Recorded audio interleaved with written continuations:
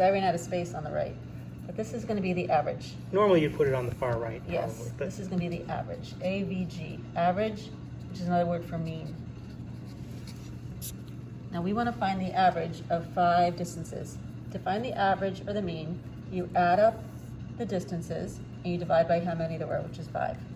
So I'm gonna add them up, 51.3 plus 53.4 plus 53.2 plus 58.5 plus 51.6. That's the total. Divide by how many there were, which is 5, divided by 5, and the average is 53.6.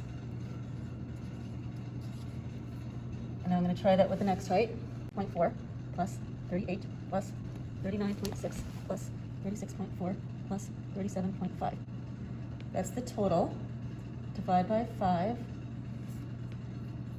And because we only have tenths, 1 decimal place, I need to always leave it as tenths. So instead of 0.58, it's going to be 0.6. 6.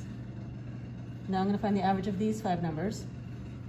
I'm going to add them up, 23.1 plus 20.6 plus 19.5 plus 25.4 plus 23.0. There's the total. Divide by 5. And again, only 1 decimal place because our measuring tape doesn't go to 2 decimal places. We have to keep it as accurate Right. as our measuring tool was. we can't have a number here that's more accurate than the measuring tool that we use to get the numbers. Exactly. And then we're going to add up these 5 and divide by 5.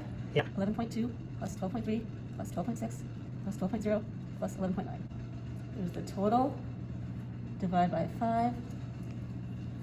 12.0. The most common mistake in finding the mean is to forget to divide.